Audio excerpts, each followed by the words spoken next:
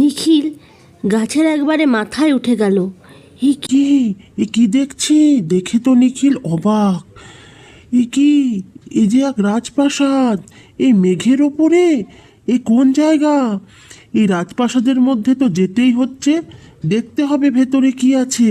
নিখিল ভেতরে যাবার জন্য প্রস্তুত হলো এবং সে আস্তে আস্তে রাজপ্রাসাদের ভেতরে প্রবেশ করল। বাবারে, ভেতরে কি যাব না?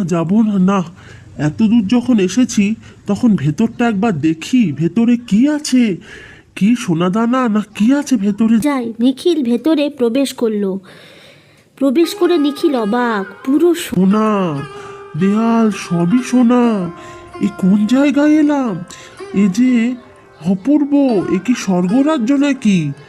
নিখিল ভেতরে হাঁটতে থাকে, কিন্তু কোথাও সে কাউকে দেখতে পায় না। দূরে একটা কক্ষ দেখতে পায়, সেদিকে নিখিল এগিয়ে যায়। কি সুন্দর এই কক্ষ! এ কে শুয়ে আছে ফুলের মতো? দেখি তো, এ যে মনে হচ্ছে আমাদের রাজ্যের রাজকন্যা। নিখিল এগিয়ে যায়। হ্যাঁ, এই তো রাজকন্যা। রাজকন্যা এমনি ঘুমিয়ে আছে কেন? রাজকন্যা উঠুন, রাজকন্যা, রাজকন্যা। এ কি, কিছুতেই যেন ঘুম ভাঙতে চায় না। এ দুটো আবার কি? সোনার কাঠি আর রূপোর কাঠি? কিন্তু তোলাটা কি ঠিক হবে? নিখিল দেখতে পায় কিন্তু রাজকন্যা অদ্ভুত কেন দুই উঠছে কাঠি, না? এক এই সোনার অদ্ভুত দুটো আর এক জিনিসই বা রূপোর। কি? নিখিল কাঠি দুটোকে এর পেছনে হাতে কি কোনো রহস্য আছে? তোলার কথা কাঠি ভাবে। দুটোকে হাতে তুলে নেয় এবং দেখতে থাকে ভালো করে। দেখতে দেখতে ভুলবশত সোনার কাঠিটা পায়ে আর রূপোর কাঠিটা মাথায় রেখে ফেলে। আর তখনই ঘটে এক ঘটনা। আস্তে আস্তে জেগে ওঠে রাজকন্যা। এই তো রাজকন্যা জেগে উঠেছে। কে কে তুমি? আমাকে কি করে জাগালে? তুমি কোথা থেকে এলে এখানে? কে তুমি? শোনো শোনো, তুমি এখান থেকে পালাও।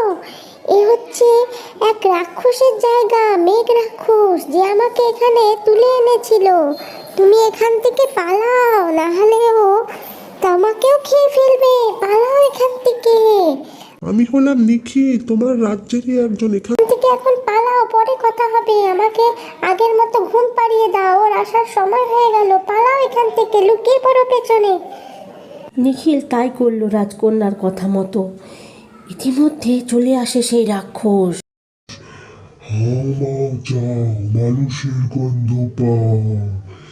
মানুষ গন্ধ পায়, কিন্তু রাজকন্যা তো ঘুমাচ্ছে।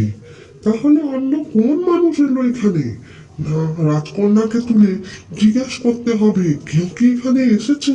কিন্তু কি করে আসবে? রাজকন্যাকে তুলতে হবে।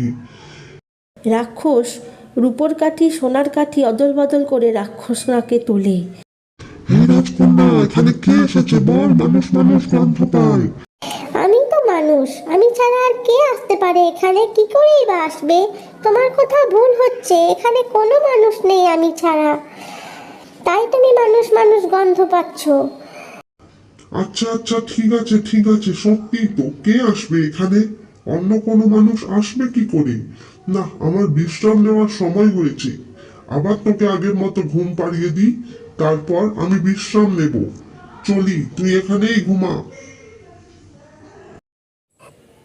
রাক্ষস কিছুই বুঝতে পারে না। রাজকন্যাকে আবার আগের মতো ঘুম পাড়িয়ে সেখান থেকে চলে যায় নিজ কক্ষে বিশ্রাম নিতে। ইতিমধ্যে আবার সেখানে নিখিল এসে পড়ে এবং রাজকন্যাকে জাগিয়ে তোলে। ওঠো রাজকন্যা, ওঠো। রাজকন্যা নিখিলকে সেই ঘরে নিয়ে যায় যেখানে রাক্ষস ঘুমাচ্ছিল এবং নিখিলকে বলে সোনার কাঠি রাক্ষসের মাথায় ছুঁয়ে দিলে রাক্ষসও ঘুমিয়ে পড়বে এবং তারা সেখান থেকে পালাতে পারবে। তারা আস্তে আস্তে এই ঘর ওই ঘর পেরিয়ে অবশেষে রাক্ষসের ঘরে গিয়ে উপস্থিত হয়। খুব সাবধানে, এই তো রাক্ষসের ঘর।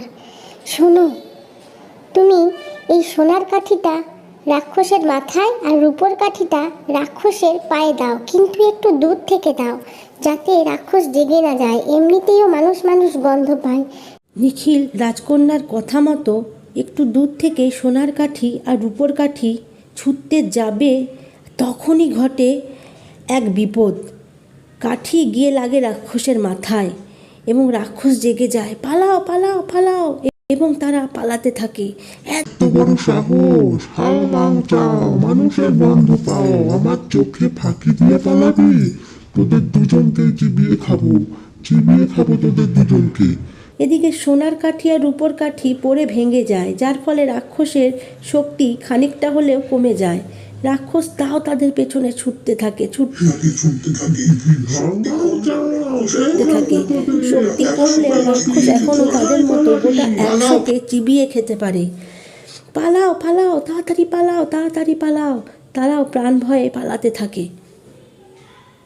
ওই তো রাজকুমারী, ওই গাছ দিয়ে নামো, ওই গাছ দিয়ে নিচে যাওয়ার রাস্তা আছে, ওই গাছে চাপাও, তাড়াতাড়ি তাড়াতাড়ি করো, তাড়াতাড়ি করো। রাক্ষসও তাদের পেছন পেছন আসতে থাকে। তাড়াতাড়ি রাজকুমারী, তাড়াতাড়ি নামো, তাড়াতাড়ি নামো।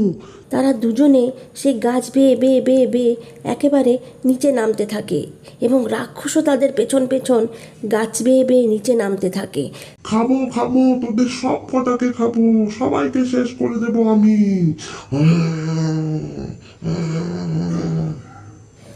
আগে নিখিল রাজকুমারীকে নিচে নামতে সাহায্য করে, তারপরে নিজে নামে। নিখিল, কোথায় তুমি, কোথায় তুমি? এই তো আমি নামছি, দাঁড়াও। কিন্তু ওই রাক্ষসটাও যে আসছে নিখিল, রাক্ষসটা আসছে, দাঁড়াও দাঁড়াও, আমি এখনই আসছি। নিখিল দৌড়ে গিয়ে একটা কোদাল নিয়ে আসে এবং গাছটার উপর বাড়ি মারতে থাকে। রাজকুমারী একটা গাছের নিচে একটু বসে, সে হাঁপিয়ে গেছে। আস্তে আস্তে গাছটা ভেঙে পড়ে যায়। ব্যাস, শেষ। গাছ পড়ার সঙ্গে সঙ্গে রাক্ষসও আকাশ থেকে ছিটকে পড়ে। সেও তো গাছের ওপরে ছিল, সেও ছিটকে পড়ে বাঁচাও বাঁচাও বাঁচাও করতে করতে প্রাণ হারায়। শেষ হয় রাক্ষস। নিখিল রাজকুমারীকে রাক্ষসের হাত থেকে উদ্ধার করে। রাজ্যে জয়ধ্বনি পড়ে, নিখিলের নামে সবাই জয়ধ্বনি দিতে থাকে। নিখিলই তাদের রাজ্যের একমাত্র রাজকন্যাকে ফিরিয়ে এনেছে। রাজা রানী আনন্দে আত্মহারা, খুশির জোয়ার আসে এবং রাজা নিখিলকে আগামী মন্ত্রীপদে নিযুক্ত করে এবং অর্ধেক রাজত্ব নিখিলের নামে করে। নিখিলের আর কোনো অভাব থাকে না।